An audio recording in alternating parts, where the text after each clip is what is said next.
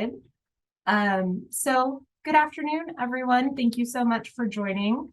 My name is Teresa Haran. I am the Corporate Engagement Manager with reThink Your Commute. I'll get into a little bit about our program later on in this presentation, but I'm so grateful to Get Healthy Brevard and the Spring into Fitness Committee for having us today to share a little bit about transportation and how it can impact your health. As we all know, commuting is really an integral part of the workday routine. It's that connection point between home and work life, and how you get to work or home or whatever those extracurricular activities may be for you. That experience can really have an impact on your physical health and also your overall well-being and your behaviors beyond just that travel time. Those effects can really manifest both at home and in the workplace. So, work life can seep into home life and vice versa. So our goal for today is to talk about that and also see how we can make sure that those impacts are positive ones and that your commute is helping you to be a healthier and more well-rounded person. So from the reThink standpoint, we are here to help people make informed decisions for how, when, and where you travel. We do that by promoting sustainable choices, connecting people to local resources, and supporting equitable access to transportation options. Over the course of the last 3 years, many people have seen a dramatic change in what it means to go to work, right? A lot of people changed over to a work from home setup and have been transitioning back, whether it's full-time or hybrid.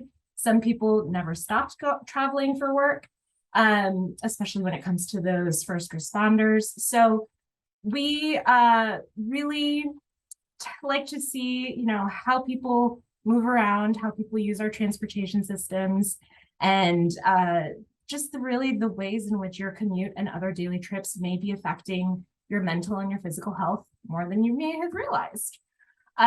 Today, I'll be sharing some information about how changing the ways in which you take advantage of those transportation systems, even just a few times a week, can have really significant health impacts on your overall well-being. And we're going to do that by focusing on these 3 pillars, namely that rethinking your commute is good for our planet, it's good for your wallet, and it's good for you. So we'll get started with the good for our planet aspect of it and how that also can impact us on an individual level. So the transportation sector is one of the largest contributors to US greenhouse gas emissions. Transportation accounted for the largest portion of the total of US greenhouse gas emissions in 2020, coming in at 27%. Cars, trucks, commercial aircrafts, railroads, among other sources, all contribute to that transportation end use sector of emissions. It's also, interesting to note that in the 30-year period between 1990 and 2020, greenhouse gas emissions in the transportation sector increased more in absolute terms than any other sector. Zoning in a little bit further on that transportation piece, according to the EPA, a typical passenger vehicle emits about 4.6 metric tons of carbon dioxide per year. That's a really significant chunk of that transportation piece we were looking at in the previous slide. And for context, I'm a very visual person myself, so I ask, what is 1 metric ton of CO2 equivalent to? So at standard pressure, 1 metric ton of carbon dioxide would fill a sphere 32 feet in diameter. So that's pretty big, and that's just 1 metric ton, right? And the average car in the United States will produce this over a 3-month period of time. So just to help contextualize what it is that we're talking about beyond just, these kind of big numbers that are a little bit hard to visualize. When it comes to the impact of these greenhouse gases on our health, of course, the emissions from transportation vehicles contribute to air pollution, which in turn can create or aggravate health conditions It can make it more difficult to breathe deeply. It can cause things like shortness of breath and pain, coughing, inflammation and damage to the airways. And we're lucky here in Florida that our air quality is pretty good, and we definitely want to keep it that way. So one way of doing that is to help, bring those greenhouse gas emissions down, reduce the number of single driver commutes wherever we can, and encourage people to explore other options that may be a little bit greener, to help our overall environment and bring down those pollutants that can have a significant impact on our health. Our second pillar here of Rethink Your Commute is that considering other options beyond just driving yourself to and from work or school or wherever you're going by yourself can have a really strong financial impact on your finances. So nearly everyone has felt the effects of the economic disruptions of the pandemic over the course of the last few years in some way or another. And even, removing that context from the conversation, it's expensive to have a car. Beyond monthly payments and routine maintenance, the cost of gas, it all adds up. And as we saw last summer, even continuing into now, gas is expensive. Everything is just more expensive. So however we can help people to save some money, especially when it comes to transportations and their commutes, we definitely want to do that.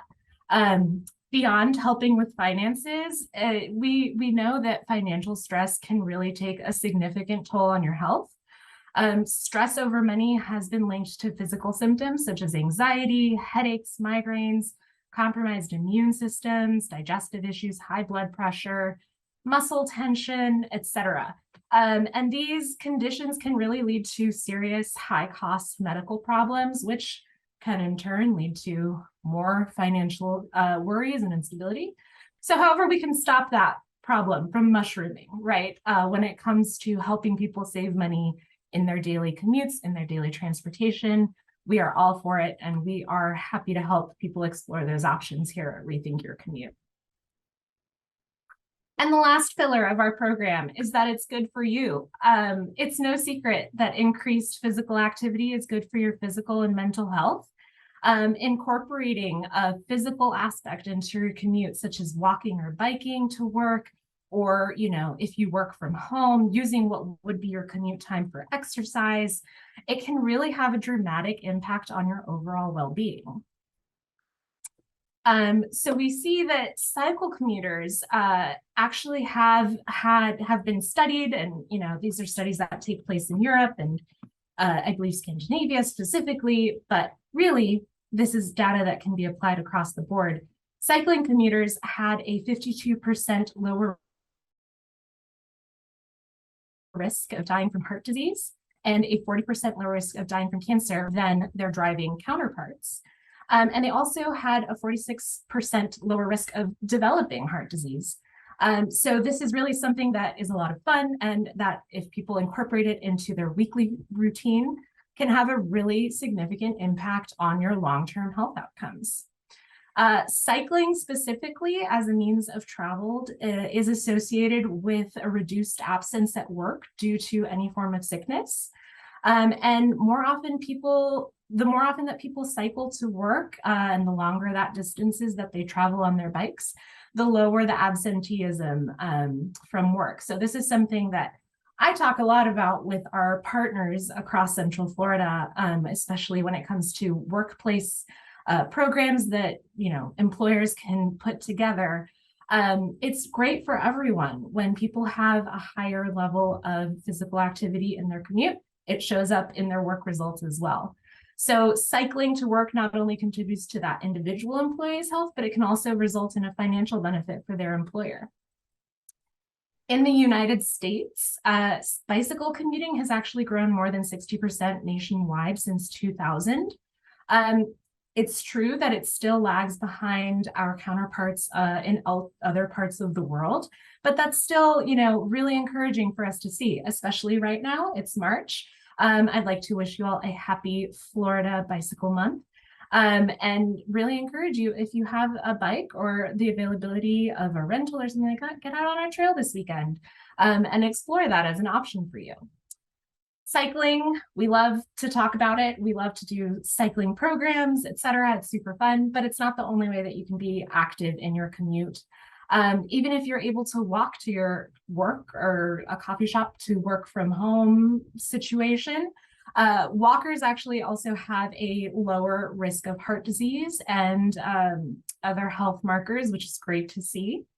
And if you want some safety tips about how you can incorporate a safer bike or walk into your commute, I really encourage you to check out the Space Coast TPO's webinar from last Friday. Shelby did a great job with that. So you can get some safety tips on how you can incorporate this into your lifestyle. From a mental health perspective, we've talked quite a bit about, the physical aspects of it. And if you can incorporate a bike or a walk into your day-to-day commute, that's great. We highly encourage that. But we understand that might not be the case from everyone. So, of course, if you do choose an active commute and you're able to do that, you get some exercise in, you get to enjoy nature. We're so lucky to live here in Florida, especially a day like today, which is so beautiful out. But if that's not an option for you, if you take transit, you can use that time that you would be driving and focused on the road to read a book or catch up on your shows or just enjoy some time relaxing so that you can arrive either at work or at home feeling refreshed rather than stressed out and, like you've really had to focus and pay attention to the road. If you choose to carpool or vanpool, you can get to know your coworkers outside of the office. There have been some studies done that show that 70% of employees say that friends at work is the most crucial element to a happy working life. So however you can get that time in and take advantage of not being the only one in your car, it has a really big overall impact on your day-to-day life. We've talked about these generalities, like what options could actually work for you. We at reThink have a whole host of options for you. Think of it as a menu that you can pick and choose whatever works for your in particular life. We understand that what works for one person won't necessarily work for everyone. And we always like to say it doesn't have to be all or nothing.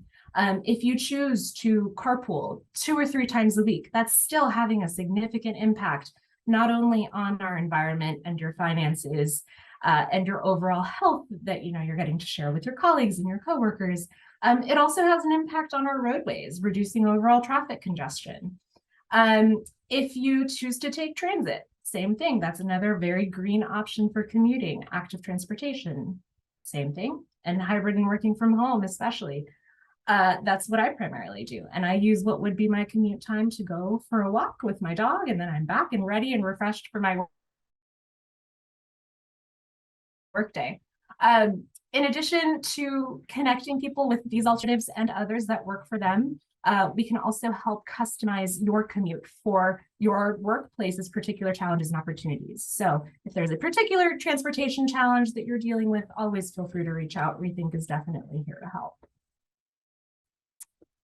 And beyond, just reaching out to us, I'm happy to share that we can always help you when it comes to helping to form carpools or vanpools so that you can enjoy an easier commute, share those cost savings, as well as spend some time getting to know your coworkers and your colleagues.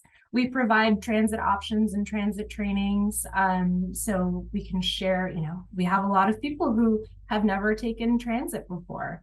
And that's a great experience for us to come out and share, this is how much it would cost for a day or for a month, and to really see those savings add up, to experience what it's like to, combine different modes. So ride your bike to the bus and put your bike on the bus rack, right?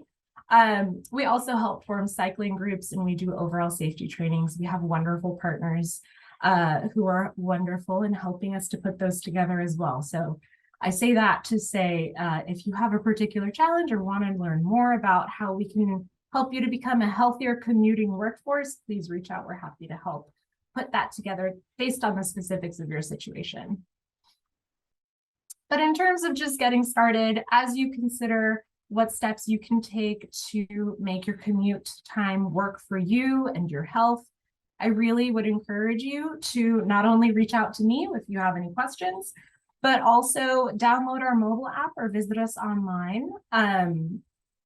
It's very easy once you've created a profile, which is free, by the way, everything is free, to review those commute options using our trip planner.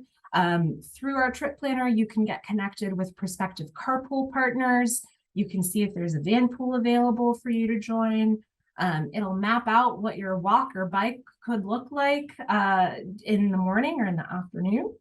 And once you've decided, what that commute looks like and how many times a week you'd like to start experimenting with different commute options, you can record those trips in our app to earn points, prizes, and rewards. And don't forget, if you work from home, that also counts as an alternative commute. You're definitely making a healthy choice there by taking advantage of that option. As far as, how we at reThink try to help with easing your mental load and providing peace of mind, we have this program called Reimbursable Rides. It is a reimbursement for car-free commuters. Once you have created an account and recorded your commute trips with us, you unlock access to this feature, where basically if the unexpected arises, we've got you covered. You arrange your own transportation to or from work using a taxi or a Lyft or an Uber, even getting a ride from a coworker or a friend. And then you submit your receipt and provide some information as to what happened. We have a list of pre-approved reasons that we will reimburse you for the cost of that ride. So we will actually pay you back for the cost of this ride. And that is up to 6 times a year for a total of $600. So we really do this, as I said, to help ease that mental load, provide a backup plan for you all, and help commuting be a less stressful and overall healthier element of your day. So I've kept it short and sweet. If anyone has any questions, I'm definitely happy to answer them. But here is my contact information. Always feel free to reach out to us if you would like to learn more about our program, learn more about how you can help make your commute a healthier part of your day. And we hope that you will join us in enjoying a better commute.